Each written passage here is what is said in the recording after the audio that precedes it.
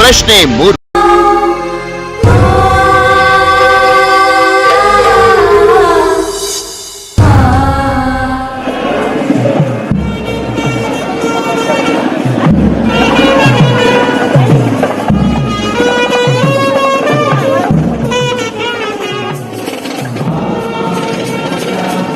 ಉಡುಪಿ ಮಠದಿಂದ ನೇರ ದೃಶ್ಯಾವಳಿಗಳನ್ನ ನಿಮ್ಮ ಮುಂದೆ ಇಟ್ಟಿದ್ದೀವಿ.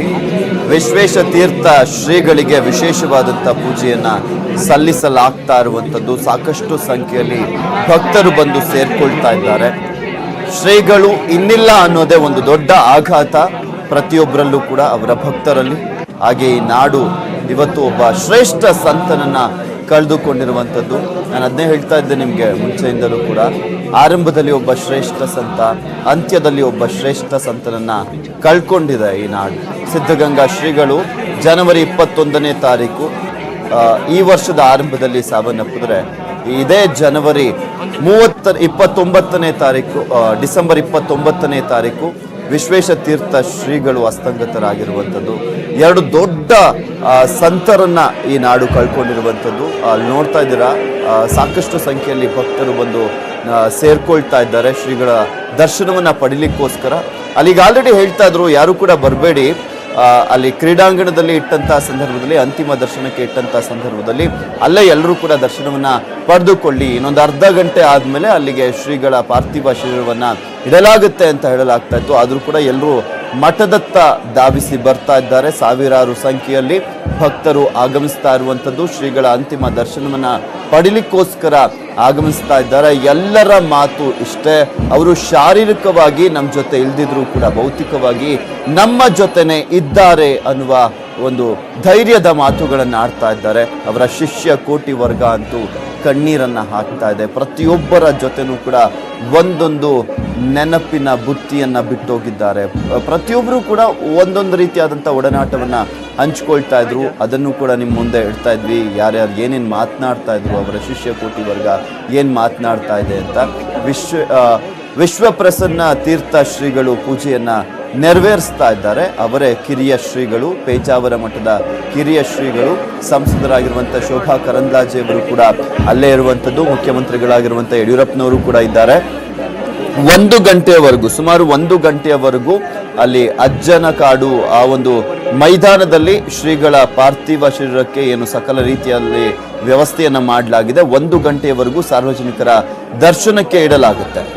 ಸೊ ನಿಮಗೆ ತೋರಿಸ್ತಾ ಇದ್ವಿ ಏರಿಯಲ್ ಶಾಟ್ ಅನ್ನ. ಅಲ್ಲಿ ಯಾವ ರೀತಿಯಾಗಿ ಭಕ್ತರು ಹರಿದು ಬರ್ತಾ ಇದ್ದಾರೆ. ಇನ್ನು ಒಂದ್ ಕಡೆ ಆ ಪೇಜಾವರ ಮಠದ ಒಂದು ಕಂಪ್ಲೀಟ್ ಆದಂತ ಚಿತ್ರಣವನ್ನ ನಿಮ್ಮ ಮುಂದೆ ಇಡ್ತಾ ಇದ್ವಿ. ಈಗ ಪೂಜೆಯನ್ನ ನೆರವೇರಿಸಲಾಗ್ತಾ ಇರುವಂತದ್ದು. ಗಣ್ಯಾತಿ ಗಣ್ಯರೆಲ್ಲರೂ ಕೂಡ ಇದ್ದಾರೆ. ಇನ್ನು ಒಂದ್ ಕಡೆ ಎಲ್ಲರನ್ನೂ ಕೂಡ ಮಠದ ಒಳಗಡೆ ಬಿಡಲಾಗ್ತಾ ಇಲ್ಲ. ಅಲ್ಲಿ ಕೆಲವರನ್ನ ಮಾತ್ರ, ಅತ್ಯಾಪ್ತರನ್ನ ಮಾತ್ರ ಒಳಗಡೆ ಬಿಡಲಾಗ್ತಾ ಇರುವಂತದ್ದು. ನೋಡ್ತಾ ಇದ್ದೀರಾ, ನೇರ ದೃಶ್ಯಾವಳಿಗಳನ್ನ ತೋರಿಸ್ತಾ ಇದ್ವಿ. ಹಿರಿಯ ಯತಿಗಳಾಗಿರುವಂತ ವಿಶ್ವೇಶ ತೀರ್ಥ ಶ್ರೀಗಳನ್ನು.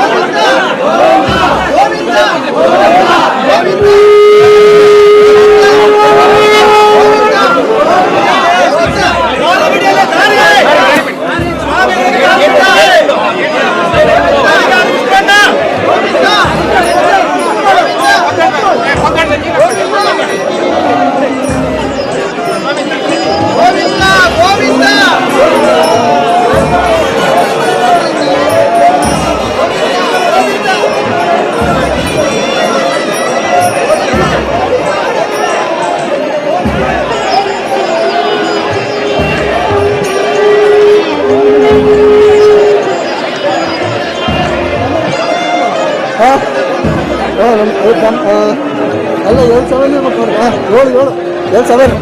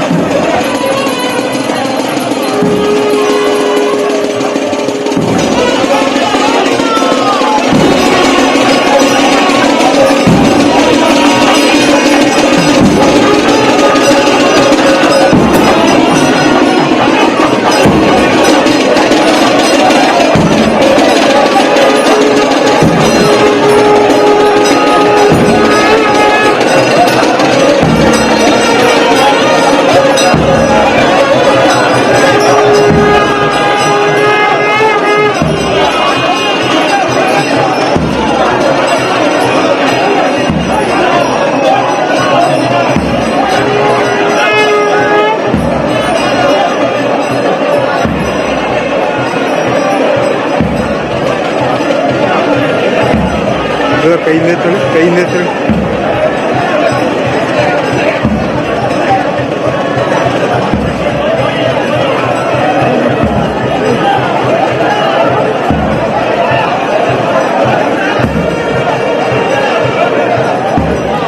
ತೋರಿಸ್ತಾ ಇದೀವಿ ಮೆರವಣಿಗೆ ಹೋಗಲಾಗ್ತಾ ಇರುವಂತದ್ದು ಶ್ರೀಗಳ ಪಾರ್ಥಿವ ಶರೀರವನ್ನ ಮೆರವಣಿಗೆ ಮಾಡಲಾಗ್ತಾ ಇದೆ.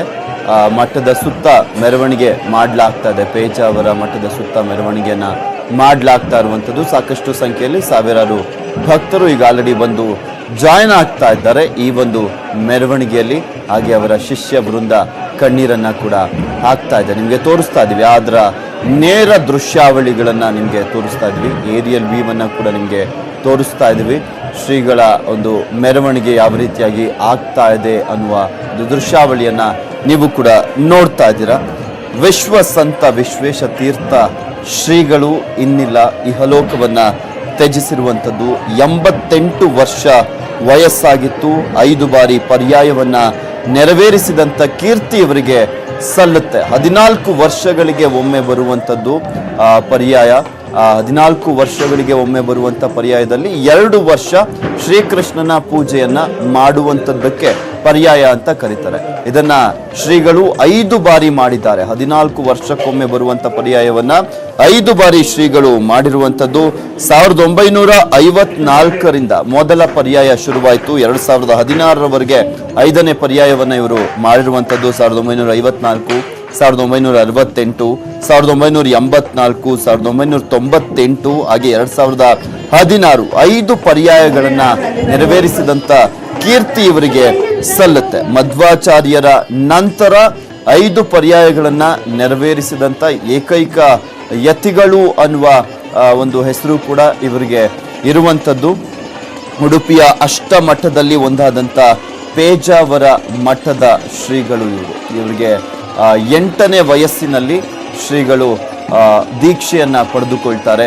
ಹಿರಿಯ ಶ್ರೀಗಳು ಇವರಿಗೆ ದೀಕ್ಷೆಯನ್ನ ಕೊಡ್ತಾರೆ. ಹಂಪೆಯಲ್ಲಿ ಇವರಿಗೆ ದೀಕ್ಷೆಯನ್ನ ಕೊಡುವಂಥದ್ದು.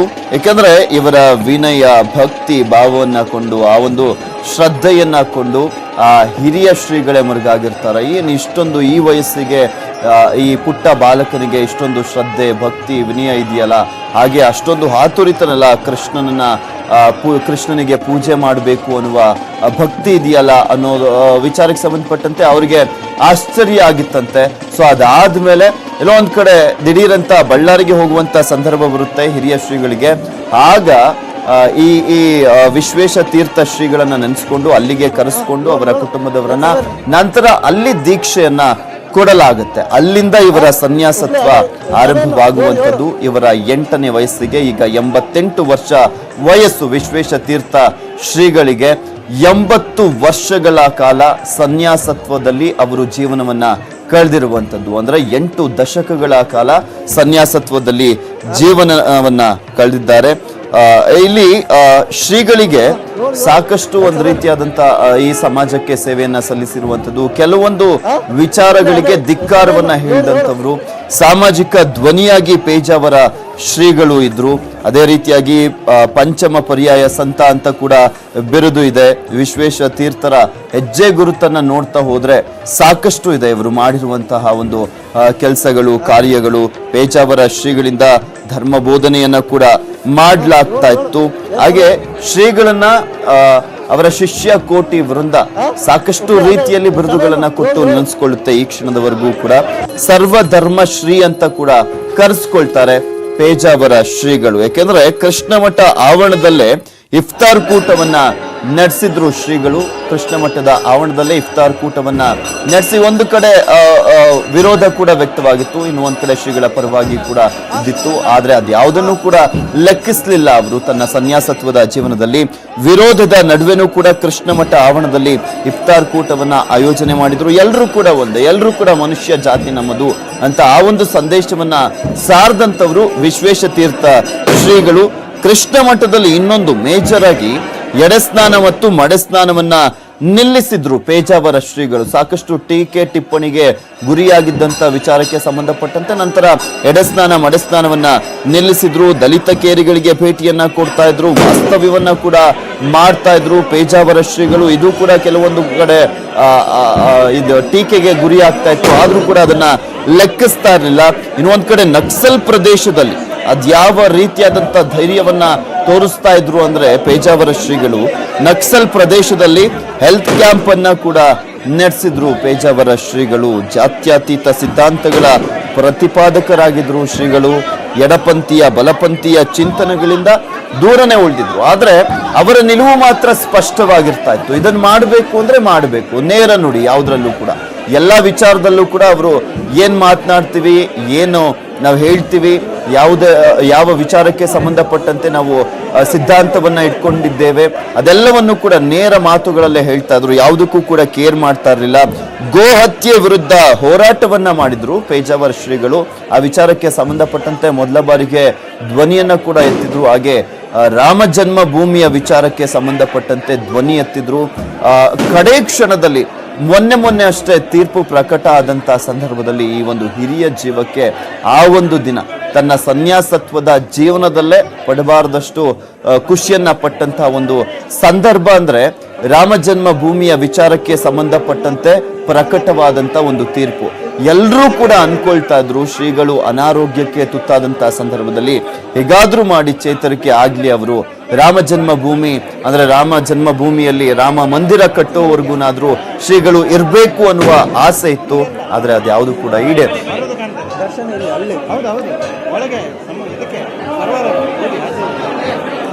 ಈ ಕುರಿತಂತೆ ಮಾತಾಡ್ಲಿಕ್ಕೆ ನಮ್ಮ ಜೊತೆ ಶ್ರೀಗಳಾಗಿರುವಂತ ಜಯ ಮೃತ್ಯುಂಜಯ ಶ್ರೀಗಳು ನೇರ ಸಂಪರ್ಕದಲ್ಲಿ ಜಾಯ್ನ್ ಆಗ್ತಾ ಇದ್ದಾರೆ ವಿಜಯಪುರದಿಂದ.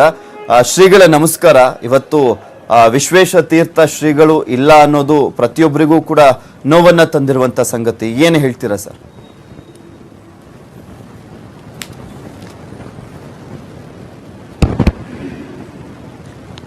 ನಮ್ಮ ಭಾರತದ ಧಾರ್ಮಿಕ ಮಠ ಪರಂಪರೆಗಳ ಇತಿಹಾಸದಲ್ಲಿ ಅತ್ಯಂತ ಒಂದು ಸಂಪ್ರದಾಯ ಪರಂಪರೆ ಬಂದಿರತಕ್ಕಂಥ ಪೇಜಾವರ ಮಠದ ಪೀಠಾಧಿಪತಿಗಳಾಗಿ ಅದರಲ್ಲಿ ಇದ್ಕೊಂಡು ಸಾಮಾಜಿಕ ಕಳಕಳೆಯನ್ನು ಮೆರೆದ ಜೊತೆಯಲ್ಲಿ ಸರ್ವ ಸಮಾಜ ಬಾಂಧವರ ಪ್ರೀತಿ ವಿಶ್ವಾಸವನ್ನು ಗಳಿಸುವುದರೊಂದಿಗೆ ಸಮಾಜದ ಏನೇ ತಾತ್ವಿಕ ಭಿನ್ನಾಟಗಳು ಇದ್ದಾಗೂ ಸಹ ಎಷ್ಟೇ ಭಿನ್ನಾಟಗಳಿದ್ರೂ ಸಹ ಎಲ್ಲವನ್ನೇ ಬದಿಗೊತ್ತಿ ಮತ್ತೆ ಅದೇ ಪ್ರೀತಿ ಸೌಹಾರ್ದತೆ ಮೂಲಕವಾಗಿ ಒಂದು ಧಾರ್ಮಿಕ ಶ್ರೀಮಂತಿಕೆಯನ್ನು ಮೆರೆದಿರ್ತಕ್ಕಂಥ ಕೀರ್ತಿ ಪರಮ ಪೂಜ್ಯರಾಗಿರ್ತಕ್ಕಂಥ ವಿಶ್ವೇಶ ತೀರ್ಥ ಮಹಾಸ್ವಾಮೀಜಿಗೆ ಸಲ್ಲುತ್ತೆ ಅಂತೇಳಿ ತಪ್ಪಾಗಲಿಕ್ಕಿಲ್ಲ.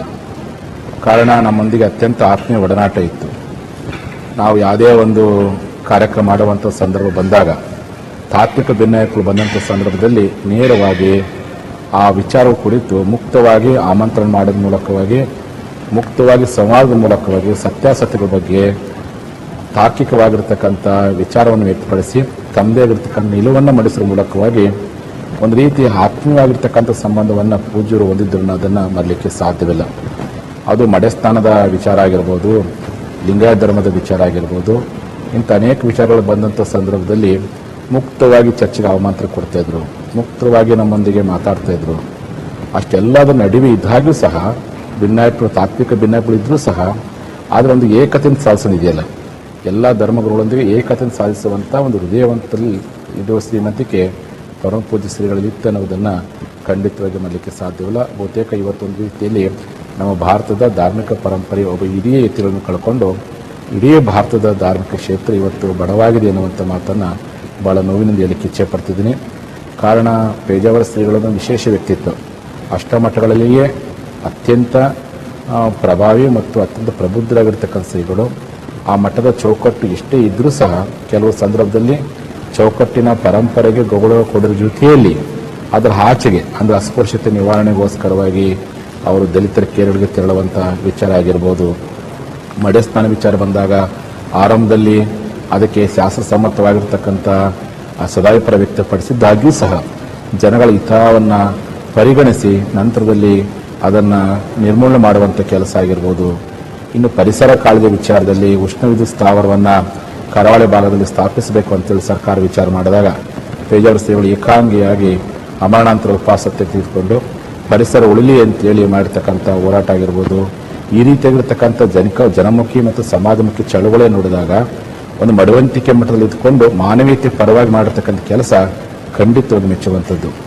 80 ವರ್ಷ ವಯಸ್ಸಿದೆ, ಆದರೆ ಯಾವುದೇ ಅವರು ಸಮಾರಂಭಕ್ಕೆ ಬರುವಂಥ ಸಂದರ್ಭದಲ್ಲಿ ಅವ್ರು ನೋಡ್ತಾ ಇದ್ರೆ ಆ ಪುಟ್ಟ ಪುಟ್ಟ ಹೆಜ್ಜೆ ಇಟ್ಟು ಬಂದ ರಾಮ ಬಂದ ಕೃಷ್ಣ ಅಂತ ದಾಸ ಪದಗಳು ಹೇಳ್ತಾರಲ್ಲ, ಹಂಗೆ ಪೇಜಾವರ ಮಠ ಶ್ರೀಗಳವರು ಯಾವುದೇ ಸಮಾರಂಭಕ್ಕೆ ಬರುವಾಗಿರ್ಬೋದು, ಎಲ್ಲೇ ಹೋಗುವಾಗಿರ್ಬೋದು, ತಮ್ಮ ಇಳಿ ವಯಸ್ಸಿನಲ್ಲಿಯೂ ಸಹ 8 ವರ್ಷದ ಮಗುವಿನಂತೆ ಅವರು ತಮ್ಮ ಒಂದು ಪುಟ್ಟ ಪುಟ್ಟ ಹೆಜ್ಜೆಯನ್ನಿಟ್ಟು ಆ ಬರುವಂಥದ್ದು ನೋಡಿದಾಗ ಖಂಡಿತವಾಗಿ ನಮಗೆ ಮತ್ತೊಬ್ಬ ಕೃಷ್ಣನನ್ನ ಯಾರು ಸಹ ನೋಡಿಲ್ಲ, ಅದು ಇವ್ರ ಮುಖವಾಗಿ ಆ ಕೃಷ್ಣನ ಭಾವನೆಯನ್ನು ಇವರೆಲ್ಲ ನಾವು ಕಾಣ್ತಾ ಇದ್ವಿ.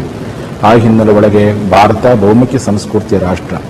ಇಲ್ಲಿ ದೇವರು ಇದ್ದಾನೆ ಎನ್ನುವಂಥ ವರ್ಗ ಇದೆ, ದೇವರು ಮನುಷ್ಯರಲ್ಲಿ ಇದ್ದಾನೆ ಅಂತ ವರ್ಗ ಇದೆ, ದೇವರು ಇಲ್ಲವೇ ಇಲ್ಲವಂಥ ವರ್ಗ ಇದೆ. ಇದೆಲ್ಲ ಇದ್ದಾಗೂ ಸಹ ಅಂಥ ಎಲ್ಲ ವೈಚಾರಿಕ ತಾತ್ವಿಕ ಭಿನ್ನಾಭಿಗಳ ಜೊತೆಯಲ್ಲಿ ಒಂದು ಆತ್ಮೀಯವಾಗಿರ್ತಕ್ಕ ಸಂಬಂಧ ಹೊಂದಿದ್ರ ಮೂಲಕವಾಗಿ ಅವರನ್ನು ತಮ್ಮೊಂದಿಗೆ ಕರೆದುಕೊಂಡು ತಮ್ಮ ನಿಲುವನ್ನು ವ್ಯಕ್ತಪಡಿಸೋದು ಮಾತಿದೆಯಲ್ಲ, ಖಂಡಿತವಾಗಿ ಮೆಚ್ಚುವಂಥದ್ದು. 2001ನೇ ಇಸ್ವಿಯಲ್ಲಿ ಆ ಪೇಜಾವರ ಮಠದೊಳಗೆ ಒಂದು ಭಾಳ ಒಂದು ಅಭೂತಪೂರ್ವ ಸಂಗಮ ಆಯಿತು.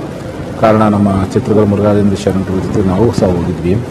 ಆ ದಾಸ ಸಾಹಿತ್ಯವೇ ಹೆಚ್ಚು ಪ್ರಚಾರಗೊಳಿಸುವಂಥ ಮಠದೊಳಗೆ ಪ್ರಥಮ ಬಾರಿಗೆ ವಚನ ಸಾಹಿತ್ಯ ಮತ್ತು ದಾಸ ಸಾಹಿತ್ಯದ ಸಮ್ಮೇಳನವನ್ನು ಅವರ ಮಠದ ಪ್ರಾಂಗಣದಲ್ಲಿ ಕೃಷ್ಣ ಪ್ರಾಂಗಣದೊಳಗೆ ಏರ್ಪಡಿಸುವ ಮೂಲಕವಾಗಿ ಎರಡೂ ಸಾಹಿತ್ಯಗಳು ಅದು ಯಾವತ್ತೂ ಮನುಷ್ಯರನ್ನ ಉದ್ಧಾರಕ್ಕೆ ಪೂರಕವಾಗಿರ್ತಕ್ಕಂಥ ತತ್ವ ಹೊಂದಿರ್ತಕ್ಕಂಥ ಅಂತೇಳಿ ಆ ಸಮನ್ವಯತೆಯನ್ನು ಸಾಧಿಸುವಂಥ ಕ್ಷಣದಲ್ಲಿ ಅವ್ರು ತೆಗೆದುಕೊಂಡ ತೀರ್ಮಾನ ನಿಜವಲ್ಲೂ ಸಹ ಎಂದೂ ಮಾಡಲಿಕ್ಕೆ ಸಾಧ್ಯವಿಲ್ಲ. ಹಾಗಾಗಿ ಕರ್ನಾಟಕ ಇರ್ಬೋದು, ಭಾರತದ ಯಾವುದೇ ಸರ್ಕಾರಗಳು ಕೆಲವು ಸಂದರ್ಭದಲ್ಲಿ ಏನಾದರೂ ಜನವಿರೋಧಿ ನಿಲುವುಗಳನ್ನು ತೆಗೆದುಕೊಂಡ ಸಂದರ್ಭದಲ್ಲಿ ಎಷ್ಟೋ ಸಂದರ್ಭದಲ್ಲಿ ನೇರವಾಗಿ ಅದನ್ನು ಖಂಡಿಸುವಂಥ, ಅವುಗಳನ್ನು ತೀಡುವಂಥ, ಒಳ್ಳೆಯ ಕೆಲಸ ಮಾಡುವಂಥ ಸಂದರ್ಭದಲ್ಲಿ ಅದನ್ನು ಶ್ಲಾಘಿಸುವಂಥ ಅವರ ಗುಣ ಖಂಡಿತ ಮೆಚ್ಚುವಂಥದ್ದು. ಮತ್ತು ಎಷ್ಟೋ ಸಂದರ್ಭದಲ್ಲಿ ವಿರೋಧಗಳನ್ನು ಕಟ್ಟಿಕೊಂಡಿದೆ. ಕೆಲವು ಸಂದರ್ಭದಲ್ಲಿ ಅವರ ಶ್ರೀಮಠದಲ್ಲಿ ಸೌಹಾರ್ದ ಕೂಟವನ್ನು ಏರ್ಪಡಿಸಿದ ಸಂದರ್ಭದಲ್ಲಿ ಮಠದ ಭಕ್ತರು ವಿರೋಧ ವ್ಯಕ್ತಪಡಿಸಿದ್ದಾಗ್ಯೂ ಸಹ ತಮ್ಮ ನಿಲುವನ್ನು ಎಂದೂ ಸಹ ಬದಲಾಯಿಸ್ತಾರ್ದೇ ಎಲ್ಲರೂ ಶ್ರೀಪೀಠದ ಭಕ್ತರು, ಎಲ್ಲರೂ ಕೃಷ್ಣನ ಭಕ್ತರು ಅಂತೇಳಿ ಎಲ್ಲರನ್ನು ಗೌರವದಿಂದ ಕಾಣುವಂಥ ಗುಣವನ್ನು ನೋಡಿದಾಗ ಭಾಳಷ್ಟು ಇವತ್ತಿನ ದಿನಮಾನದಲ್ಲಿ ಸಂಪ್ರದಾಯ ಪರಂಪರೆ ಬಂದಿರತಕ್ಕಂಥ ಮಡಿವಂತಿಕೆ ಚೌಕಟ್ಟಿರ್ತಕ್ಕಂಥ ಮಠಗಳಿದ್ದಾಗ ಮಠದ ಹೊರಗಡೆ ಏನು ಭಾಳ ಜನ ಕೆಲಸ ಮಾಡಕ್ಕೆ ಇಂಡಿಯೇಟ್ ಆಗ್ತಾರೆ, ಮಠದ ಸಂಪ್ರದಾಯ ಪರಂಪರೆ ಅಂತೇಳಿ. ಆದರೆ ಪೂಜ್ಯರು ಒಂದು ಕಡೆ ಮಠದ ಸಂಪ್ರದಾಯವನ್ನು ಚಾಚು ತಪ್ಪದೆ ಪಾಲಿಸೋ ಜೊತೆಯಲ್ಲಿ ಆ ಮಡಿವಂತಿಕೆಯ ಪರಂಪರೆಯನ್ನು ನಿಷ್ಠಾವಂತವಾಗಿ ರೂಪಿಸೋದ ರೀತಿಯಲ್ಲಿ ಅದರ ಆಚೆಗೆ ಅವರ ಜನಮುಖಿ ಮತ್ತು ಸಮಾಜಮುಖಿಯಾಗಿರ್ತಕ್ಕಂಥ ಚಿಂತನೆಗಳ ಮೂಲಕವಾಗಿ ಒಂದು ಸಮನ್ವಯತೆಯ ಸಾಕಾರ ಮೂರ್ತಿಯಾಗಿ ಪೂಜ್ಯರು ಇವತ್ತು ಬೆಳೆದಿರ್ತಕ್ಕಂಥ ಕಾಣಲಿಕ್ಕೆ ಸಾಧ್ಯವಿದೆ. ಸುಧಾರಣಾವಾದ ಮತ್ತು ಸನಾತನವಾದ ಎರಡೂ ವಾದದ ನಡುವೆ ಒಂದು ಸಮನ್ವಯತೆಯ ಸೇತುವೆಯಾಗಿ ಪೂಜ್ಯರು ಈ ನಾಡಿನಲ್ಲಿ ಒಂದು ಧಾರ್ಮಿಕ ರಂಗದಲ್ಲಿ ಮಾಡಿರ್ತಕ್ಕಂಥ ಕೆಲಸ ಉಳಿದಂಥ ಅನೇಕ ಯುವತಿಗಳಿಗೆ ಒಂದು ರೀತಿ ಮಾದರಿ ಆದರ್ಶ ಎನ್ನುವಂಥ ವಿಚಾರವನ್ನು ಈ ಸಂದರ್ಭದಲ್ಲಿ ನಾವು ಖಂಡಿತವಾಗಿ ಇಡೀ ನಮ್ಮ ಉತ್ತರ ಕರ್ನಾಟಕ ಇಡೀ ಶ್ರೀಗಳೇ ಒಂದೇ ಒಂದು ನಿಮಿಷ ಮಾತನಾಡಿಸ್ತೀನಿ.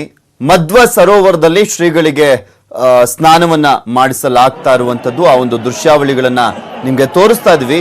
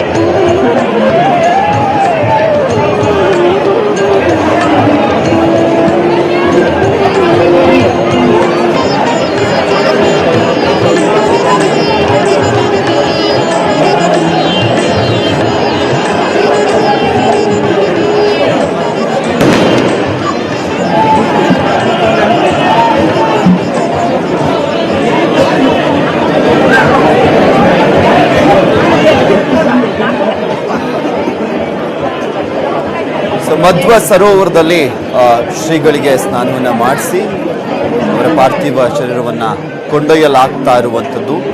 ಅಲ್ಲಿ ನಂತರ ಕೆಲವೊಂದು ವಿಧಿವಿಧಾನಗಳನ್ನು ಪೂರೈಸಿ ಆದಮೇಲೆ ಅಜ್ಜರ ಕಾಡು ಮೈದಾನದಲ್ಲಿ ಏನು ಅಂತಿಮ ದರ್ಶನಕ್ಕೆ ವ್ಯವಸ್ಥೆಯನ್ನು ಮಾಡಲಾಗಿದೆ, ಅಲ್ಲಿ ಸಾರ್ವಜನಿಕರ ದರ್ಶನಕ್ಕೆ ಅಂತಿಮವಾಗಿ ಅಲ್ಲಿ ಬಿಡಲಾಗುವಂಥದ್ದು. ಇಲ್ಲಿ ಮೋಸ್ಟ್ ಪ್ರಾಬಬ್ಲಿ ಮಧ್ವರ ಒಂದು ಸರೋವರದಲ್ಲಿ ಸ್ನಾನ ಆದಮೇಲೆ ಕನಕನ ಕಿಂಡಿಯಲ್ಲಿ ಕೃಷ್ಣನ ದರ್ಶನವನ್ನು ಮಾಡಿಸಲಾಗುತ್ತೆ ಅಂತ ಕಾಣಿಸುತ್ತೆ. ಕನಕನ ಕಿಂಡಿಯಲ್ಲಿ ಕೃಷ್ಣನ ದರ್ಶನ ಮಾಡಿಸಿ ಆದಮೇಲೆ ಆ ಒಂದು ಅಜ್ಜರ ಕಾಡು ಮೈದಾನಕ್ಕೆ ಪಾರ್ಥಿವ ಶರೀರವನ್ನು ಮೆರವಣಿಗೆಯ ಮುಖಾಂತರ ಕೊಂಡೊಯ್ಯಲಾಗುವಂತಹ ಸಾಧ್ಯತೆ ಇದೆ ಅಂತ ಕಾಣಿಸುತ್ತೆ. ಅಲ್ಲಿ ನೀವು ಕೂಡ ಗಮನಿಸ್ತಾ ಇದ್ದೀರಾ, ಆ ಒಂದು ನೇರ ದೃಶ್ಯಾವಳಿಯನ್ನು ನಿಮಗೆ ತೋರಿಸ್ತಾ ಇದ್ದೀವಿ. ಹಿರಿಯ ಸಂತರಾಗಿರುವಂಥ, ಹಿರಿಯ ಯತಿಗಳಾಗಿರುವಂಥ ವಿಶ್ವೇಶ ತೀರ್ಥ ಶ್ರೀಗಳ ಅಂತಿಮ ಕ್ಷಣಗಳನ್ನು ನಾವು ನಿಮಗೆ ತೋರಿಸ್ತಾ ಇರುವಂಥದ್ದು. ಶ್ರೀಗಳಿಗೆ ಸ್ನಾನವನ್ನು ಮಾಡಿಸಲಾಯಿತು. ಸ್ನಾನವನ್ನು ಮಾಡಿಸಿ ಆದಮೇಲೆ ಮೋಸ್ಟ್ ಪ್ರಾಬಬ್ಲಿ ಈಗ ಕೃಷ್ಣನನ್ನು ಕನಕನ ಕಿಂಡಿಯ ಮುಖಾಂತರ ತೋರಿಸುವಂತಹ ಒಂದು ವಿಧಿವಿಧಾನಗಳು ಇದ್ದಾವೆ. ಅದನ್ನು ಮಾಡಿ ಆದಮೇಲೆ ಸಾರ್ವಜನಿಕರ ದರ್ಶನಕ್ಕೆ ಅನುವು ಮಾಡಿಕೊಡಲಾಗುತ್ತೆ ಅಂತ ಕಾಣಿಸುತ್ತೆ. ಮೆರವಣಿಗೆಯ ಮುಖಾಂತರ ಅಜ್ಜನ ಕಾಡಿನವರೆಗೂ ಕೂಡ ಮೆರವಣಿಗೆ ಮುಖಾಂತರ ಕೊಂಡೊಯ್ದಾದ ಅಲ್ಲಿ ಗಮನಿಸ್ತಾ ಇದ್ದೀರಾ, ಭಕ್ತರು ಹಾಗೆ ಅವರ ಶಿಷ್ಯ ಕೋಟಿ ವರ್ಗ, ಹಾಗೆ ಆ ಒಂದು ಪೇಜಾವರ ಶ್ರೀ ಮಠದ ಕಿರಿಯ ಶ್ರೀಗಳು, ಅದರ ಜೊತೆಗೆ ಸಿಬ್ಬಂದಿ ವರ್ಗ ಎಲ್ಲರೂ ಕೂಡ ಅಲ್ಲಿ ಶ್ರೀಗಳಿಗೆ ಅಂತಿಮ ವಿಧಿವಿಧಾನವನ್ನು, ಮಠದಲ್ಲಿ ಯಾವ ರೀತಿಯಾದಂಥ ಅಂತಿಮ ವಿಧಿವಿಧಾನಗಳನ್ನು ನೆರವೇರಿಸಬೇಕು ಅವನ್ನೆಲ್ಲವನ್ನೂ ಕೂಡ ಮಾಡ್ತಾ ಇದ್ದಾರೆ. ಶಾಸ್ತ್ರೋಕ್ತವಾಗಿ ಅವೆಲ್ಲವನ್ನು ಕೂಡ ಪೂರೈಸಲಾಗ್ತಾ ಇರುವಂಥದ್ದು. ಮಧ್ವ ಸರೋವರದಲ್ಲಿ ನಾವು ನಿಮಗೆ ತೋರಿಸ್ತಾ ಇರುವಂಥದ್ದು ಸ್ನಾನವನ್ನು ಮಾಡಿಸಿದ್ದಂಥದ್ದನ್ನು. ಇದಾದಮೇಲೆ ಕೃಷ್ಣ ಮಠಕ್ಕೆ, ಕೃಷ್ಣ ಜನ್ಮಸ್ಥಳಕ್ಕೆ ಶ್ರೀಗಳ ಪಾರ್ಥಿವ ಶರೀರವನ್ನು ಕೊಂಡೊಯ್ದು ಅಲ್ಲಿ ಕನಕನ ಕಿಂಡಿಯಲ್ಲಿ ಕೃಷ್ಣನನ್ನು ತೋರಿಸಲಾಗುತ್ತೆ.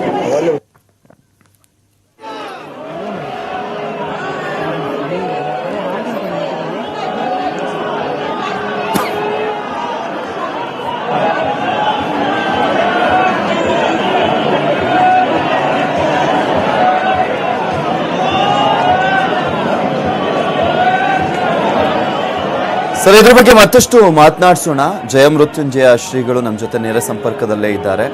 ಶ್ರೀಗಳೇ, ನೋಡ್ತಾ ಇದ್ವಿ ಇಲ್ಲಿ 2 ಅನರ್ಘ್ಯ ರತ್ನಗಳು ಅಂತ ಹೇಳೋಕೆ ಇಷ್ಟಪಡ್ತೀನಿ. ಒಂದು, ಈ ವರ್ಷದ ಆರಂಭದಲ್ಲಿ ಸಿದ್ಧಗಂಗಾ ಶ್ರೀಗಳನ್ನ ಕಳ್ಕೊಂಡ್ವಿ. ಈ ವರ್ಷದ ಅಂತ್ಯದಲ್ಲಿ ಪೇಜಾವರ ಶ್ರೀಗಳನ್ನ ಕಳ್ಕೊಂಡಿದ್ದೇವೆ. ಇವರು ನಡೆದು ಬಂದಂತ ಹಾದಿ ಪ್ರತಿಯೊಬ್ಬ ಸನ್ಯಾಸಿಗಳು, ಸ್ವಾಮೀಜಿಗಳು ಕೂಡ ಅನುಸರಿಸುವಂಥದ್ದು. ಅವರ ಸನ್ಯಾಸತ್ವದ ಜೀವನ ಯಾವ ರೀತಿಯಾಗಿತ್ತು ಅನ್ನೋದು ದಾರಿದೀಪ ಆಗಿದೆ. ಇದ್ರ ಬಗ್ಗೆ ಹೇಳೋದಾದ್ರೆ ಏನ್ ಮಾತನಾಡ್ತೀವಿ?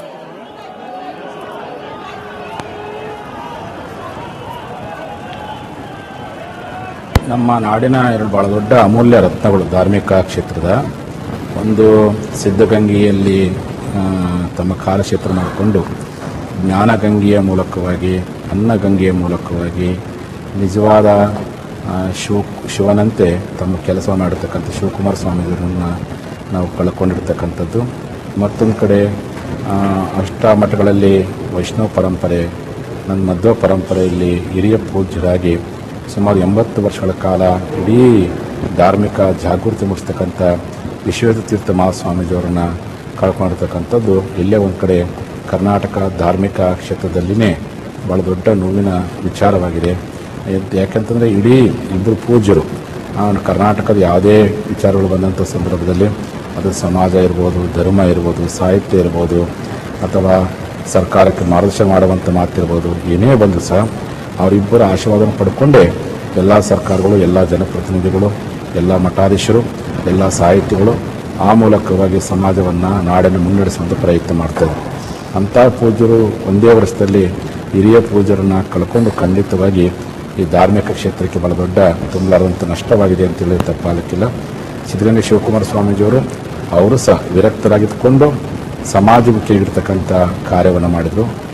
ಪೇಜಾರ ಶ್ರೀಜಿಯವರು ಸಹ ಸನ್ಯಾಸಿಯಾಗಿದ್ದುಕೊಂಡೇ ಅವರು ಸಮಾಜಮುಖಿಯಾಗಿರ್ತಕ್ಕಂಥ ಕಾರ್ಯಗಳನ್ನು ಮಾಡಿದರು. ಹಾಗಾಗಿ ಇಬ್ಬರು ಜನಸಾಮಾನ್ಯರ ಬಳಿಗೆ ಹೋಗೋದ್ರ ಮೂಲಕವಾಗಿ, ಇಬ್ಬರು ಜನಸಾಮಾನ್ಯರ ಹತ್ತಿರಕ್ಕೆ ಹೋಗೋದ್ರ ಮೂಲಕವಾಗಿ ಖಂಡಿತವಾಗಿ ಅವರನ್ನು ಹಿಂಗೆ ನಾವು ನಡೆದಾಡುವ ದೇವರಂತ ಕರಿತೀವಿ, ಇವರು ಒಂದು ರೀತಿ ನಡೆದಾಡುವ ಜ್ಞಾನ ದೇವರು ಅಂತ ಹೇಳಿದ್ರೆ ತಪ್ಪಾಗಲಿಕ್ಕಿಲ್ಲ ಅನ್ನುವಂಥ ಮಾತನ್ನು ಲೆಕ್ಕಿಚ್ಛೆ ಪಡ್ತೀನಿ.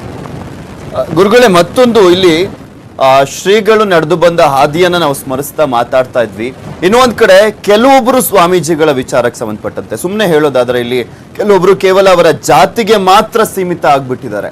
ಇಲ್ಲಿ ಇವರಿಬ್ಬರು ಸಿದ್ಧಗಂಗಾ ಶ್ರೀಗಳು ಹಾಗೆ ಪೇಜಾವರ ಶ್ರೀಗಳು ಈಗ ನಮ್ ಜೊತೆ ಇಲ್ಲ, ಬಟ್ ಅವರ ಹಾದಿ ಎಲ್ಲರೂ ಕೂಡ ನೋಡ್ಕೊಂಡು ಆ ಒಂದು ದಾರಿಯಲ್ಲೇ ನಡಿಬೇಕಾದಂತ ಒಂದು ಸಂದರ್ಭ ಇರುವಂತದ್ದು. ಈ ವಿಚಾರದ ಬಗ್ಗೆ ನಿಮ್ಗೆ ಏನನ್ಸುತ್ತೆ? ಯಾವ ರೀತಿಯಾಗಿ ಅವರ ದಾರಿಯನ್ನು ಅನುಸರಿಸಬೇಕು ಅಂತ ಹೇಳ್ತೀರಾ?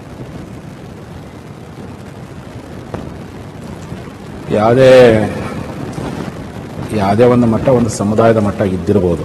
ಅದ ಮಟ್ಟದ ಪೀಠಾಧಿಪತಿಗಳಾದ ಮೇಲೆ ಆ ಸಮುದಾಯದ ಹಿತವನ್ನು ಕಾಪಾಡೋ ಜೊತೆಯಲ್ಲಿ ನಾಡಿನ ಹಿತವನ್ನು ಕಾಪಾಡುವಂಥದ್ದೇ ನಿಜವಾದ ಮಠಾಧೀಶರ ಕರ್ತವ್ಯ. ಯಾಕಂದ್ರೆ ನಾವೆಲ್ಲ ಅರಿಯುವಂಥ ನೀರಾಗಬೇಕು, ಬೆಳಕನ್ನು ಕೊಡುವಂಥ ಸೂರ್ಯನಂತೆ ಸದಸ್ಯರು ಇರಬೇಕಾಗುತ್ತೆ. ಒಂದು ಸಮುದಾಯದ ಗುರುಗಳಾದಾಗ, ಒಂದು ಸಮುದಾಯದ ಮಠದ ಪೂಜ್ಯರಾದಾಗ ಆ ಮಠದ ಜೊತೆಯಲ್ಲಿ ವಿಶ್ವಮಾನವಾಗಿ ಬದುಕುವಂಥ ಮಾರ್ಗ ಇದೆಯಲ್ಲ, ಅದನ್ನು ರಾಷ್ಟ್ರಕವಿ ಕುವೆಂಪು ಹೇಳಿರ್ತಕ್ಕಂಥದ್ದು. ಮನುಷ್ಯ ಹುಟ್ಟುವಾಗ ವಿಶ್ವಮಾನವಾಗಿಡ್ತಾನೆ, ನಂತರ ಅಲ್ಪಮಾನನಾಗ್ತಾನೆ ಅಂತ. ಆದರೆ ಸಿದ್ಧಗಂಗಾ ಶ್ರೀಗಳು ಮತ್ತು ಪೇಜಾವರ ಶ್ರೀಗಳವರು ಅವರು ಹುಟ್ಟುತ್ತಲೇ ವಿಶ್ವಮಾನರಾಗಿ ಹುಟ್ಟಿದ್ರು, ಬೆಳೆಯುತ್ತಲೇ ವಿಶ್ವಮಾನರಾಗಿ ಬೆಳೆದಿದ್ದಾರೆ. ನಂತರ ಇವತ್ತು ನಮ್ಮ ಎದುರಿಗಿಲ್ಲ, ಈಗಲೂ ಜನಮಾನಸದಲ್ಲಿ ಅವರನ್ನು ವಿಶ್ವ ಒಂದೇ ಪೂಜ್ಯರಾಗಿ ಇವತ್ತು ಬೆಳಗ್ತಾ ಇದ್ದಾರೆ ಅನ್ನುವಂಥ ಮಾತನ್ನು ಹೇಳಕ್ಕೆ ಇಚ್ಛೆಪಡ್ತೀನಿ. ಒಬ್ಬ ಮನುಷ್ಯ ಯಾವುದೇ ಒಂದು ಜಾತಿಯಲ್ಲಿ ಹುಟ್ಟೋದು ಸಹಜ. ಇಂಥ ಜಾತಿಯಲ್ಲಿ ಹುಡ್ತೀನಿ ಅಂತೇಳಿ ಯಾರು ಸಹ ಅರ್ಜಿ ಹಾಕೋದಿಲ್ಲ. ಹುಟ್ಟುವಾಗ ಒಂದು ಜಾತಿ ಹುಟ್ಟಿರ್ತೀವಿ, ಅದನ್ನು ಮೀರಿ ಬೆಳೆಯುವಂಥದ್ದಿಲ್ಲ. ಅದು ನಿಜವಾಗಿರ್ತಕ್ಕಂಥ ಮಾನವೀಯತೆ. ಜಾತಿಗಳ ನಡುವೆ ಜಾಗೃತಿ ಉಂಟು ಮಾಡೋ ಕೆಲಸ, ಜಾತಿಗಳ ಮಟ್ಟದಲ್ಲಿ ಇಟ್ಕೊಂಡು ಜನಪರವಾಗಿರ್ತಕ್ಕಂಥ ಕೆಲಸ ಮೂಲಕ ಜಾತ್ಯತೀತವಾಗಿ, ಜಾತಿ ರಹಿತವಾಗಿ ಸಮಾಜ ಕಟ್ಟೋದನ್ನು ಬಸವಾದಿ ಶರಣರು ಸಂತರು ನಮಗೆ ಸಂದೇಶ ಕೊಟ್ಟಿದ್ದಾರೆ. ಆ ನಿಟ್ಟಿನಲ್ಲಿ ಸಿದ್ಧಗಂಗಾ ಶ್ರೀಗಳು ನಡೆದರು. ಅದೇ ನಿಟ್ಟಿನಲ್ಲಿ ನಮ್ಮ ಪೇಜಾವರ ಶ್ರೀಗಳು ಸಹ ನಡೆದಿದ್ದಾರೆ ಎನ್ನುವಂಥದ್ದನ್ನು ಈ ಸಂದರ್ಭದಲ್ಲಿ ಹೇಳಿಕ್ಕೆ ಇಚ್ಛೆಪಡ್ತೀನಿ. ಶ್ರೀಗಳ, ನಿಮ್ಗೆ ಪೇಜಾವರ ಶ್ರೀಗಳು ಅಂತ ಬಂದಂತ ಸಂದರ್ಭದಲ್ಲಿ ಅವರ ಒಡನಾಟದ ವಿಚಾರಣೆ ಆಗಿರ್ಬೋದು, ತಟ್ಟಂತ ಪೇಜಾವರ ಶ್ರೀಗಳು ಅಂದ್ರೆ ನೆನಪಾಗುವಂತ ಘಟನೆ ಯಾವ್ದಾದ್ರು ಇದೆಯಾ?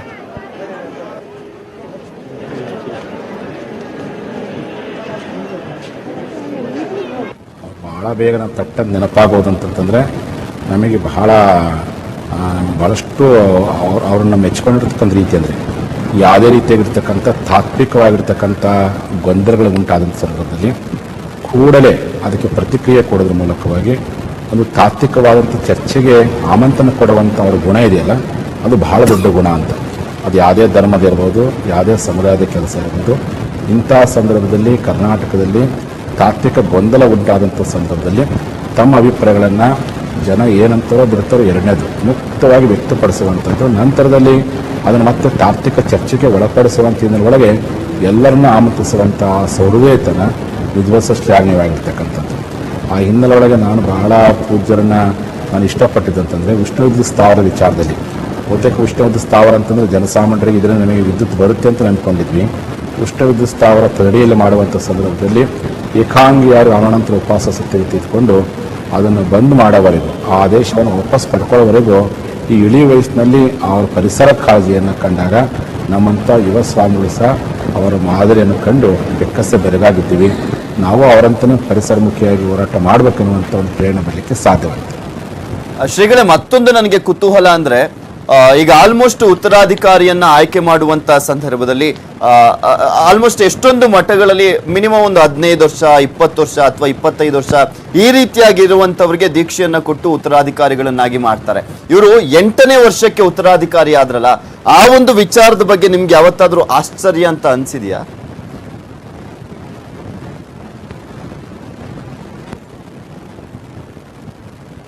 ಖಂಡಿತವಾಗಿ. ಯಾಕಂದರೆ ಬಹುತೇಕ ಎಲ್ಲ ಪೂಜ್ಯರು ಮಠಕ್ಕೆ ಆಗಬೇಕಾದ್ರೆ ಒಂದು ಪ್ರವರ್ಧ ಮಾನಕ್ಕೆ ಬಂದಂಥ ಸಂದರ್ಭದಲ್ಲಿ ಪೂಜ್ಯರಾಗ್ತಾರೆ. ಆದರೆ ಅವರು ಹುಟ್ಟುತ್ತಲೇ ಒಂದು ರೀತಿ ವೈರಾಗ್ಯವನ್ನು ತಾಳಿರತಕ್ಕಂಥ ಪೂಜ್ಯರು. ಆದರೆ ಚಿಕ್ಕ ವಯಸ್ಸಿನಲ್ಲೇ ಒಂದು ಮಠದ ಪೂಜ್ಯರಾಗಿ 80 ವರ್ಷ ಅಂದರೆ ಕನಿಷ್ಠ 25 ವರ್ಷ 25 ಏನದು ಪರ್ಯಾಯ, 2 ವರ್ಷಕ್ಕೊಮ್ಮೆ ಪರ್ಯಾಯ ಅಂತ ಮಾಡ್ತಾರೆ, 6 ವರ್ಷಕ್ಕೊಮ್ಮೆ ಪರ್ಯಾಯ ಅಂತೇಳಿ ಮಾಡ್ತಾರೆ. ಅಂದರೆ ಪ್ರತಿಯೊಬ್ಬ ಪೂಜ್ಯ 2 ವರ್ಷಕ್ಕೊಮ್ಮೆ ಪರ್ಯಾಯ ಅಂತೇಳಿ ಅವ್ರ ಮಠದ ಒಂದು ಪದ್ಧತಿ ಇದೆ. 25 ಪರ್ಯಾಯಗಳನ್ನು ಅಲಂಕರಿಸಿರ್ತಕ್ಕಂಥ ಬಹುತೇಕ ಧಾರ್ಮಿಕ ರಂಗದಲ್ಲಿ ಇವರೇ ಪ್ರಥಮರು ಅಂತಿರೋದು ತಪ್ಪಾಲಿಕ್ಕಿಲ್ಲ. ಇಷ್ಟೊಂದು ಸುದೀರ್ಘವಾಗಿರ್ತಕ್ಕಂಥ ಆ ಪೀಠಾವರಣವನ್ನು ಅಲಂಕರಿಸ್ತಕ್ಕಂಥ ಪೂಜ್ಯರು ನಮ್ಮ ಈ ಕರ್ನಾಟಕದಲ್ಲಿ ಅತಿ ವಿರಳ ಅಂತ ಹೇಳಿದ್ರೆ ತಪ್ಪಾಲಿಕ್ಕಿಲ್ಲ. ಆ ನಿಟ್ಟಲ್ಲಿ ಅದೆಲ್ಲವನ್ನು ಕಂಡಾಗ ನಮಗೆಲ್ಲ ಒಂದು ರೀತಿ ಅವರೆಲ್ಲ ಒಂದು ಆಧ್ಯಾತ್ಮಿಕ ಶಕ್ತಿ ಇತ್ತು, ಎಲ್ಲೋ ಒಂದು ಕಡೆ ಅವರ ಇಚ್ಛಾಶಕ್ತಿ, ಎಲ್ಲೋ ಒಂದು ಕಡೆ ಅವರ ಒಳಗೆ ಅಂಥ ಒಂದು ದೈವಿ ಸಾಕ್ಷಾತ್ಕಾರ ಪರಿಣಾಮವಾಗೇ ಇಷ್ಟೆಲ್ಲ ಕೆಲಸ ಮಾಡಲಿಕ್ಕೆ ಸಾಧ್ಯವಾಯಿತು ಅನ್ನೋದನ್ನು ಈ ಸಂದರ್ಭದಲ್ಲಿ ಮೂಲಕ ಹಾಕಲಿಕ್ಕೆ ಬಯಸ್ತೀನಿ. ಥ್ಯಾಂಕ್ ಯು ಜಯ ಮೃತ್ಯುಂಜಯ ಸ್ವಾಮೀಜಿಗಳ ಇಷ್ಟೋ ತನಕ ನ್ಯೂಸ್ 18 ಜೊತೆ ಹಾಗೆ ಶ್ರೀಗಳ ಒಡನಾಟವನ್ನ ನಮ್ಮ ಜೊತೆ ಹಂಚಿಕೊಂಡಿದ್ದಕ್ಕೆ. ಹರಿಶೇಖರನ್ ಅವರು ಹಿರಿಯ ಪೊಲೀಸ್ ಅಧಿಕಾರಿಗಳು ನಮ್ಮ ಜೊತೆ ಶ್ರೀಗಳ ವಿಚಾರಕ್ಕೆ ಸಂಬಂಧಪಟ್ಟಂತೆ ಅವರ ಆಪ್ತರು ಇವರು ಕೂಡ ನೇರ ಸಂಪರ್ಕದಲ್ಲಿ ಜಾಯ್ನ್ ಆಗ್ತಾ ಇದ್ದಾರೆ. ನಮಸ್ಕಾರ ಸರ್. ಶ್ರೀಗಳು ಇಲ್ಲ ಅನ್ನೋದು ಪ್ರತಿಯೊಬ್ಬರಿಗೂ ಕೂಡ ನೋವಿನ ವಿಚಾರ. ಅಂಥದ್ರಲ್ಲಿ ಭಕ್ತರು ಅವರ ಶಿಷ್ಯರು ಅಂತ ಬಂದಂತ ಸಂದರ್ಭದಲ್ಲಿ ಯಾರಿಗೂ ಕೂಡ ಆ ಒಂದು ನೋವನ್ನ ನುಂಗ್ಕೊಂಡು ಮಾತಾಡೋದು ಕಷ್ಟ. ಏನ್ ಮಾತನಾಡ್ತೀರಾ? ಏನ್ ಅನಿಸ್ತಾ ಇದೆ ಸರ್ ಇವಾಗ?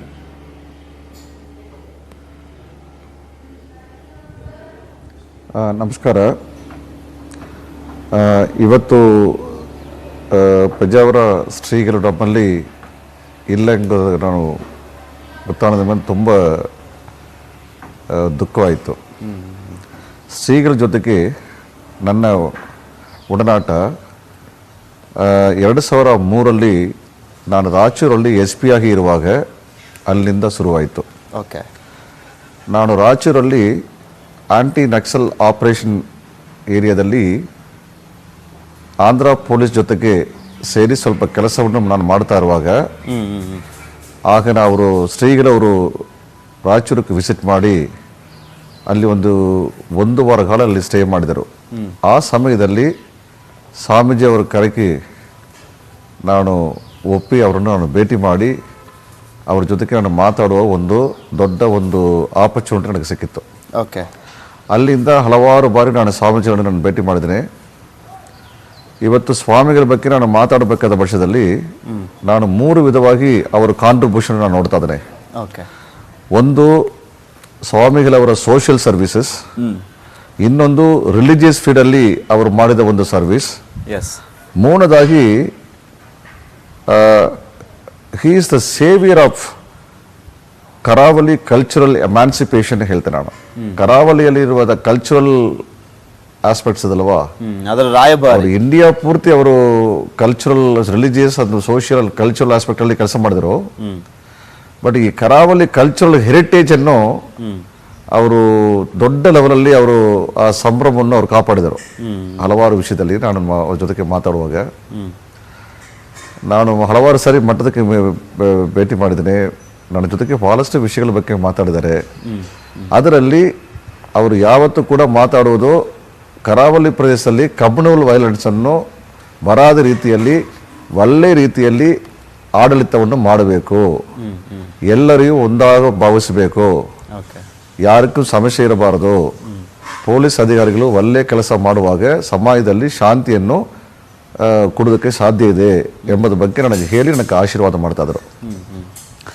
2015 ನಾನು IG ಆಗಿ ಮಂಗಳೂರಲ್ಲಿ ಕೆಲಸ ಮಾಡ್ತಿರುವಾಗ ಒಂದು RSS ಕಾರ್ಯಕರ್ತರು ಅವರು ಶರತ್ ಮಡಿವಾಳನ ಹೇಳಿ ಅವರು ಬಂಟ್ವಾಳದಲ್ಲಿ ಬರಾಬರಿ ಕೊಲೆಯಾಯಿತು. ಆ ಕೊಲೆ ವಿಷಯದಲ್ಲಿ ನಾನು ಭಾಳಷ್ಟು ಮುಂಜಾಗ್ರತೆ ತಗೊಂಡು ನಮ್ಮ ತಂಡದವರು ಎಲ್ಲ ಸೇರಿ ಪೊಲೀಸ್ ಅಧಿಕಾರಿಗಳು ಮತ್ತು ಸಿಬ್ಬಂದಿಗಳು ಸುಮಾರು 3 ತಿಂಗಳು ನಾನು ಆ ಪ್ರದೇಶದಲ್ಲಿ ನಾನೇ ಅಲ್ಲಿ ಮುಖ ಮಾಡಿ ಸಮಾಜದಲ್ಲಿ ಶಾಂತಿ ಮತ್ತು ಸುವ್ಯವಸ್ಥೆಯನ್ನು ಕಾಪಾಡಲು ಬಹಳ ಶ್ರಮ ಪಟ್ಟಿದ್ದೇವೆ. ಆ ಸಮಯದಲ್ಲಿ ಶ್ರೀಗಳು ನನ್ನನ್ನು ಕರೆಸಿ ಬಹಳ ಹೊಗಳಿದರು. ಅದಲ್ಲದೆ ಶ್ರೀಗಳವರು ಒಂದ್ಸಾರಿ ಏನು ಮಾಡಿದ್ರು, ನಾನು ಅಲ್ಲಿಂದ ಟ್ರಾನ್ಸ್ಫರ್ ಆಗಿದೆ, ನಾನು ಬಂದದಂದ್ರೆ 1-2-3 ತಿಂಗಳು ಬಿಟ್ಟು ಈ ಸಾಧು ಸನ್ಯಾಸಿಗಳು ಎಲ್ಲ ಇಂಡಿಯಾಲಿರುವ ಸಾಧು ಸನ್ಯಾಸಿಗಳು ಎಲ್ಲ ಒಂದು ಮೀಟಿಂಗ್ ಮಾಡ್ತಾರೆ. ಅಲ್ಲಿ ಒಂದು ಕಾನ್ಫರೆನ್ಸ್ ಇಲ್ಲಿ ನಮ್ಮ ಉಡುಪಿಯಲ್ಲಿ ಆಯಿತು.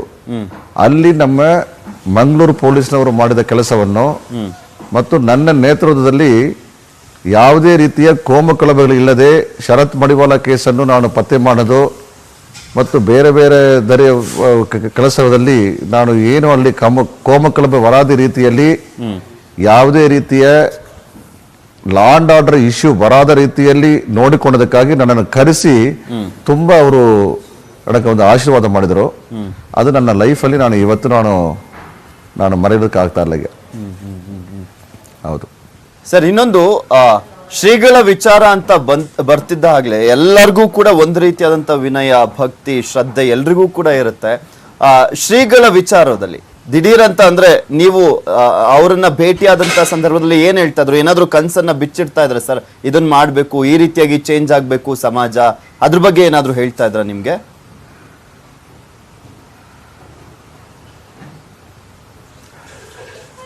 ನನ್ನನ್ನು ಸರ್ಕಾರ 2015ರಲ್ಲಿ ಪೋಸ್ಟಿಂಗ್ ಕೊಡುವಾಗಲೇ ಅಲ್ಲಿ ಕಮನು ಕಲಬೆ ಬರಬಾರದು, ಸರಿಯಾದ ರೀತಿಯಲ್ಲಿ ಅಲ್ಲಿ ನೋಡಿಕೊಳ್ಳಬೇಕೆಂದು ಹೇಳಿದ ನನ್ನನ್ನು ಕಳಿಸಿದಲ್ಲಿ ಆ ಸಂದರ್ಭದಲ್ಲಿ ಶ್ರೀಗಳು ಕೂಡ ಅದನ್ನು ಕೂಡ ಒತ್ತಿ ಒತ್ತಿ ಹೇಳ್ತಾ ಇದ್ದಾರೆ. ಈಗ ನಾನು ಶ್ರೀಗಳ ಹತ್ರ ಮಾತಾಡುವಾಗ ಒಂದು ಅಧಿಕಾರಿಗಿರದ ಬಿಡ ಅವರು ಭಕ್ತರಾಗಿ ನಾನು ಅವ್ರ ಹತ್ರ ಒಂದು ಮಾತಾಡ್ತಾ ಇರುವಾಗ ಹೇಳ್ತಾ ಇದ್ದಾರೆ, ಸ್ವಾಮಿ ನಾನು ಕೇರಳದಲ್ಲಿ ನಾನು ನೋಡ್ತಾ ಇದ್ದೆ, ಟೂರಿಸಂ ಡೆವಲಪ್ಮೆಂಟ್ ಕಾರ್ಪೊರೇಷನ್ ಇಂದ ಬಹಳಷ್ಟು ಎಸ್ಟಾಬ್ಲಿಷ್ಮೆಂಟ್ ಆಗಿದೆ ಅಲ್ಲಿ ಸಾವಿರಾರು ಜನಕ್ಕೆ ಕೆಲಸ ಸಿಗ್ತಾ ಇದೆ.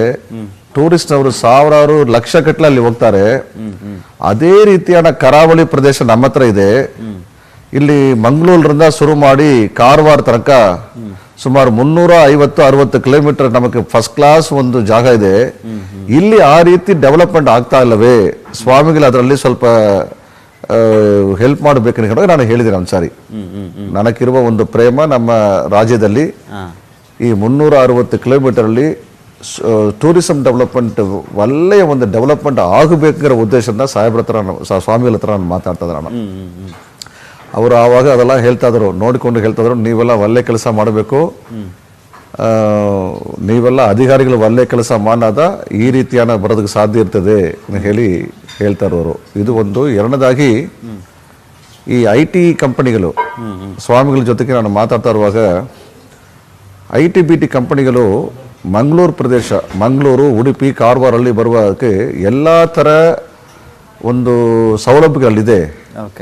ಆದರೆ ಈ ಸಣ್ಣ ಪುಟ್ಟ ಕಮ್ಯುನಲ್ ಇಶ್ಯೂಸ್ ನಮಗೆ ಒಂದು ಕಪ್ಪು ಚುಕ್ಕಾಗಿ ಆಗ್ತಾ ಇದೆ. ಈಗ ಅಲ್ಲಿ ಮಾತ್ರ ನಾವು ಶಾಂತಿ ಸರಿಯಾದ ರೀತಿಯಲ್ಲಿ ಇದ್ದದಲ್ಲಿ ಈ ದೊಡ್ಡ ಡೆವಲಪ್ಮೆಂಟ್ ಬರೋಕ್ಕೆ ಸಾಧ್ಯತೆ ಇರ್ತದೆ ಅಲ್ಲಿ.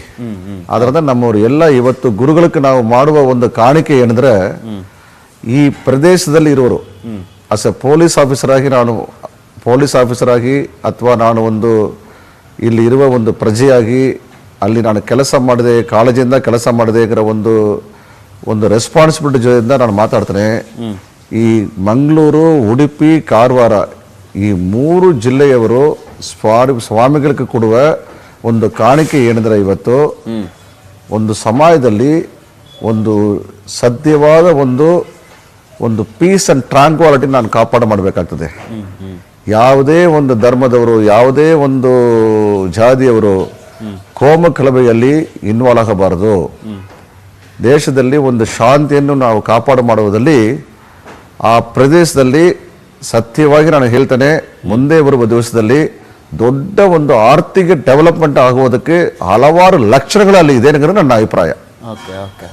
ಸರ್ ಮತ್ತೊಂದು, ಇದು ನಾವು ಪೇಜಾವರ ಶ್ರೀಗಳಿಗೆ ಕೊಡುವ ಕಾಣಿಕೆಯಾಗಿ ಇರಬೇಕು. ಸರ್ ಹೇಳಿ ಸಾರಿ ಇಂಟರಪ್ಟ್ ಆಗ್ಬಿಟ್ಟೆ.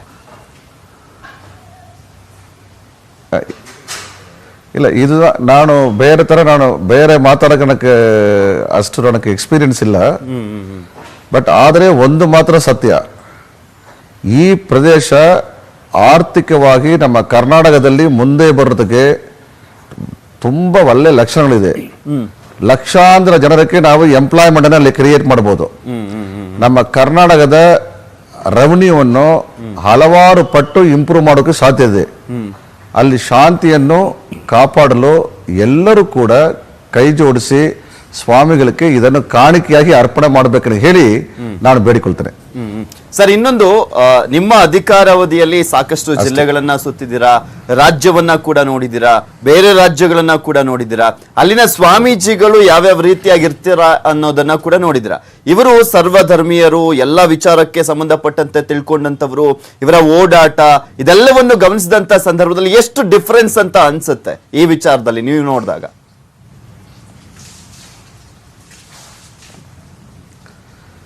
ನನ್ನ ಒಂದು ಅಭಿಪ್ರಾಯ ಏನಂದರೆ, ಸ್ವಾಮಿಗಳು ರಿಲಿಜಿಯಸ್ ಆಕ್ಟಿವಿಟೀಸ್ ಮಾತ್ರ ಅವರು ಸೀಮಿತ ಆಗಿ ತನ್ನ ಆಕ್ಟಿವಿಟೀಸನ್ನು ಅವರು ನಿಲ್ಲಿಸ್ಕೊಳ್ಳಿಲ್ಲ. ಸೋಷಿಯಲ್ ಆಕ್ಟಿವಿಟೀಸಲ್ಲಿ ತುಂಬ ಇನ್ವಾಲ್ವ್ ಆಗಿದ್ದಾರೆ ಸ್ವಾಮಿಗಳು. ಸೋಷಿಯಲ್ ಆ್ಯಂಡ್ ಕಲ್ಚರಲ್ ಆಕ್ಟಿವಿಟೀಸಲ್ಲಿ ಆಮೇಲೆ ದೊಡ್ಡ ಸ್ವಾಮೀಜಿ ಆದ ಕೂಡ ಸಣ್ಣ ಒಂದು ಏನು ಹೇಳಿರೋದು ಮಗು ಥರ ಅವರು.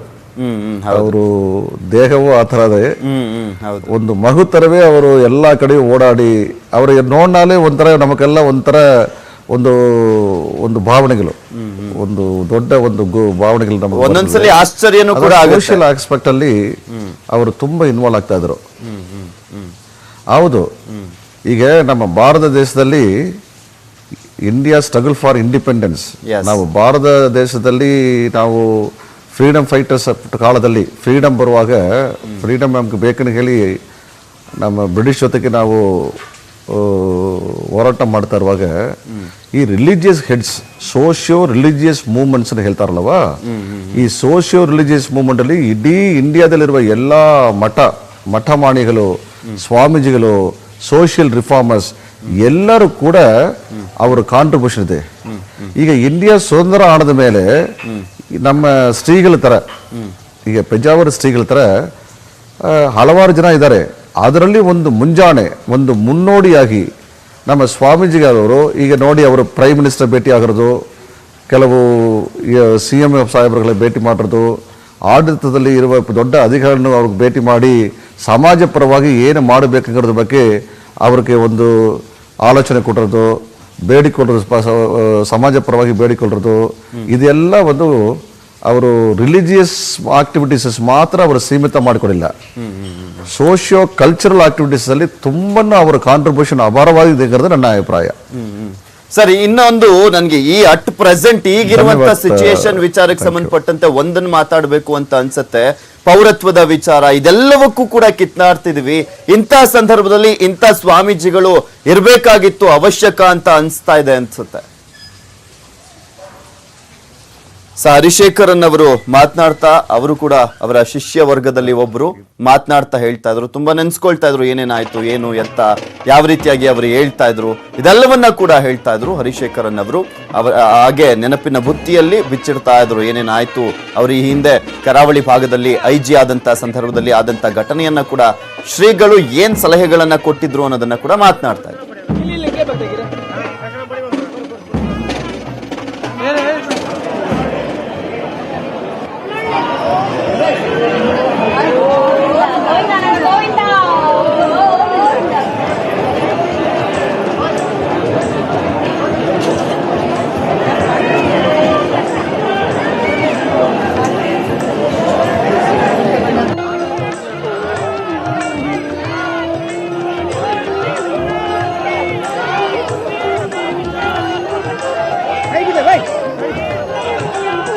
ಮಧ್ವ ಸರೋವರದಲ್ಲಿ ಮಡಿಸ್ನಾನ ಆದ್ಮೇಲೆ ಈಗ ಶ್ರೀಕೃಷ್ಣನ ದರ್ಶನಕ್ಕೆ ಶ್ರೀಗಳ ಪಾರ್ಥಿವ ಶರೀರವನ್ನ ಕೊಂಡೊಯ್ಯಲಾಗ್ತಾ ಇರುವಂತದ್ದು. ಅಲ್ಲಿ ಕನಕನ ಕಿಂಡಿಯಲ್ಲಿ ಕೃಷ್ಣನನ್ನ ತೋರಿಸಲಾಗುತ್ತೆ.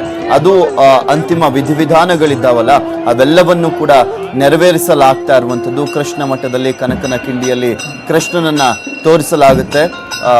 ಶ್ರೀಗಳನ್ನ ನಡೆದಾಡುವಂತ ಕೃಷ್ಣ ಅಂತಾನೆ ಕರೀತಾರೆ ಆ ಭಾಗದ ಜನ. ಇವತ್ತು ಆ ಶ್ರೀಗಳಿಲ್ಲ, ಕೃಷ್ಣನ ಒಂದು ಕೋರಿಕೆ ಇತ್ತು ಅಂತ ಕಾಣಿಸುತ್ತೆ. ಶ್ರೀಗಳು ಇಲ್ಲಿರ್ಬೇಕು, ನಮ್ಮ ಜೊತೆನೆ ಇರಬೇಕು ಅನ್ನೋ ಒಂದು ಕೋರಿಕೆ ಅಂತ ಕಾಣಿಸುತ್ತೆ. ಶ್ರೀಗಳನ್ನ ಕರ್ಕೊಂಡಿದ್ದಾನೆ. ಆ ಶ್ರೀಗಳನ್ನ ಈಗ ಆ ಪಾರ್ಥಿವ ಶರೀರ ಏನ್ ಕೊಂಡೊಯ್ಯಲಾಗ್ತಾ ಇದೆ, ಕನಕನ ಕಿಂಡಿಯ ಮುಖಾಂತರ ಕೃಷ್ಣನನ್ನ ತೋರಿಸಲಾಗುತ್ತೆ. ಅದಾದ್ಮೇಲೆ ಅಜ್ಜನ ಕಾಡು ಏನಿದೆ ಅಲ್ಲಿಗೆ ಸಾರ್ವಜನಿಕರ ದರ್ಶನಕ್ಕೆ ಕೊಂಡೊಯ್ಯಲಾಗುತ್ತೆ. ಈಗ ರಥಬೀದಿಯಲ್ಲಿ ಪ್ರದಕ್ಷಿಣೆಯನ್ನ ಹಾಕಲಾಗ್ತಾ ಇರುವಂತದ್ದು. ಸಾವಿರಾರು ಸಂಖ್ಯೆಯಲ್ಲಿ ಮಠದ ಭಕ್ತರು, ಶ್ರೀಗಳ ಭಕ್ತರು ಎಲ್ಲರೂ ಕೂಡ ಆಗಮಿಸಿರುವಂತದ್ದು. ಟೈಟ್ ಸೆಕ್ಯೂರಿಟಿ ಕೂಡ ಮಾಡಿಕೊಳ್ಳಲಾಗಿದೆ. ಅದೆಲ್ಲದರ ನೇರ ದೃಶ್ಯಾವಳಿಯನ್ನ ನಿಮ್ಮ ಮುಂದೆ ಇಟ್ಟಿದ್ದೇವೆ.